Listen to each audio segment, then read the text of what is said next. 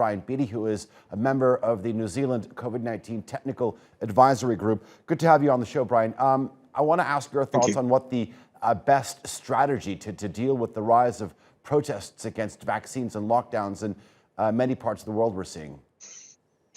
Look, I think this is an incredibly difficult issue.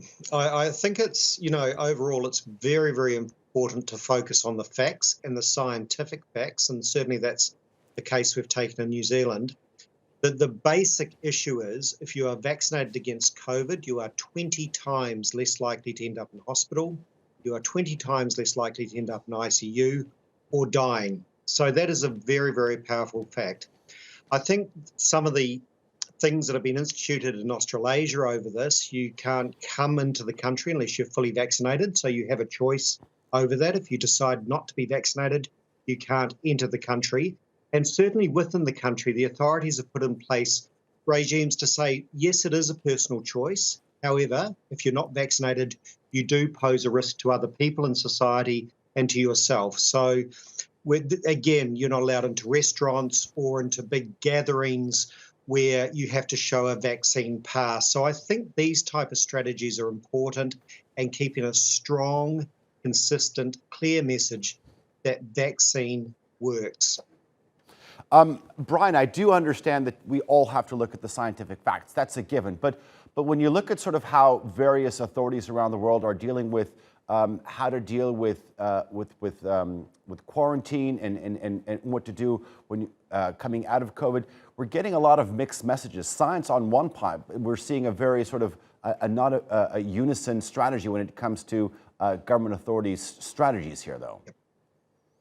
Look, that's so true. And I think it really is the tension between the science we're faced with in terms of vaccination and vaccination programs and the need to open up countries and get back to a sense of normality. And that tension, I think, is very, very natural in terms of what we're seeing and what's actually happening here.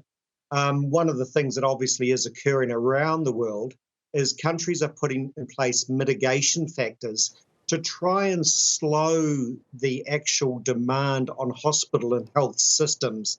So although there is a certain proportion of the population that is choosing not to get vaccinated, sometimes for religious beliefs, sometimes for personal beliefs, sometimes for misinformation on social media, and we have to accept that as part and parcel of what is happening here, many countries are trying to open up and put in mitigating strategies. For instance, being fully vaccinated if you get on a plane to come into a country to try and minimise or reduce the risk or the impact of COVID on the health system.